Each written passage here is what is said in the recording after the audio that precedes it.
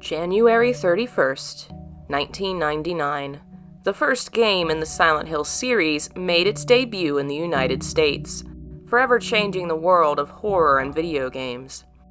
Even today, that terrifying masterpiece stands up to the tests of time, delivering dark, upsetting experiences to new players. It does so not with in-your-face jump scares or loud, upsetting screams. It doesn't throw gore at you constantly or bombard you with lights and sound. It's quite the opposite. This is a game which values the quiet and understands just how frightening it can be. Silence invites questions, invites the mind to invent things it may or may not have heard, invites players to imagine what could possibly be waiting to eventually break that silence. The visual world is still and quiet too.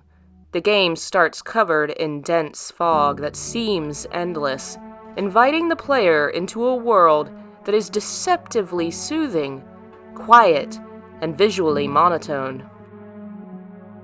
Yet so quickly the scene shifts into something violent, grotesque, and upsetting, and possibly completely unreal. We are thrown off, surprised, our understanding of this world unbalanced. Which is the real Silent Hill? This deceptively quiet place, or that place of nightmares and tears? The answer the player will discover is both, and the lines between them will only blur the further they go into town. Silent Hill is a story of abuse, of a young girl's horrific childhood. But we don't meet this girl for most of the game. We don't speak to her. We don't hear her story. We learn in silence. Reading notes left behind, reading between the lines of other characters' dialogue. What's important is not what is seen or heard, but the absence. The silence. What is missing? Multiple puzzles in the game reference popular children's stories about young girls entering into magical other worlds and having grand adventures. There's the keys to Eclipse, named for the supporting cast of The Wizard of Oz.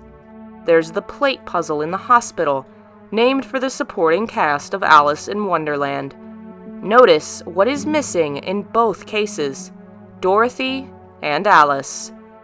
These little girls have been taken, lost to the shadows of Silent Hill.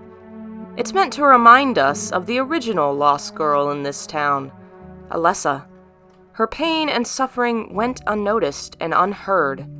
Now the town has gone quiet and brought the focus onto those who for so long have gone unnoticed. In Midwich Elementary, there's a puzzle involving a poem and a piano and hitting the right notes. These notes aren't the ones that make sound. They are the silent voices, the keys that make no sound at all. The game highlights the unheard, the voiceless, which is why the player is able to find notes and memos that discuss Alessa's life and abuse, because now her voice is finally being heard. The fog is part of that spell, hiding the unimportant, the unnecessary, so that Harry will be forced to focus on what matters, the sight of his little girl in the distance. Unlike other adults in this game, Harry will hear Alessa, and for once, she will be seen. The fog also hints at the fact that things here are not what they seem, that the player and Harry need to try and see through the fog to what's real. The dream aspect of the story highlights this too. Multiple times, Harry passes out and awakens again somewhere else. He wonders if he's dreaming. Other characters like Lisa question his reality and make him wonder which part is real and what's actually happening to him. The player thus begins to question everything they see, wondering what's the truth. This is a hint that something is wrong with the story, but it's not the dreams or the fog that we should be wary of.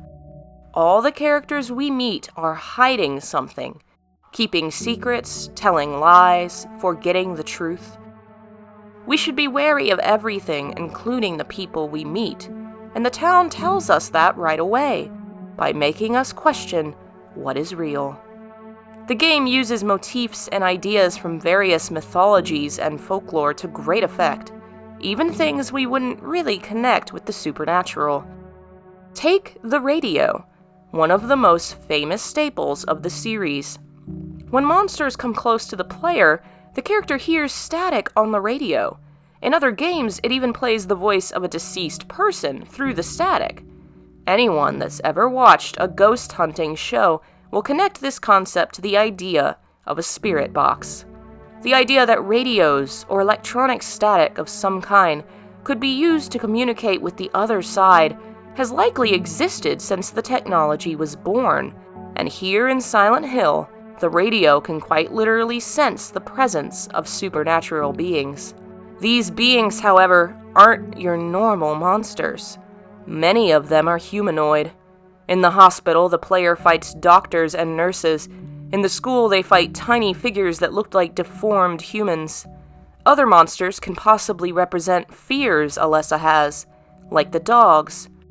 The monsters in this town are human, because in the end, this is the story of abuse that went unpunished, of children that bullied and got away with it, of doctors that abused their position, of suffering that went unheard, and now Silent Hill is finally punishing those that went unpunished. It is showing the world the truth, that the real monsters are the people who hear the silent voices and ignore them. There's an interesting aspect of the story in this game that never really returns to the series, the parasite, which is possessing the doctors and nurses, and at one point possesses Sybil, and can possibly lead to her death. The parasites are almost exclusively in the hospital, a place where Alessa was imprisoned and tormented for years. These employees may not have known, but clearly Silent Hill sees them as in part responsible. Now they are deformed and grotesque, and have lost control of their own bodies, just like Alessa, burnt and paralyzed in her bed, unable to stop her mother and Dr. Kaufman.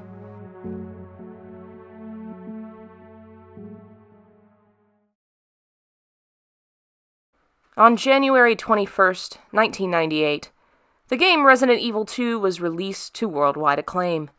It took the best aspects of the first game and perfected them, and a year later that same month, Silent Hill released in the US. It's truly unfortunate that while Resident Evil seems to be experiencing a renaissance, Silent Hill has fallen into decay. Silent Hills was cancelled before it could really exist, and there's been no news from Konami about any other projects. The town seems to have become a victim of the curse it originally depicted: being silenced, being ignored. It's truly a shame, since the series has been very good for so long. Even the worst Silent Hill game is often better than many other horror games I've played.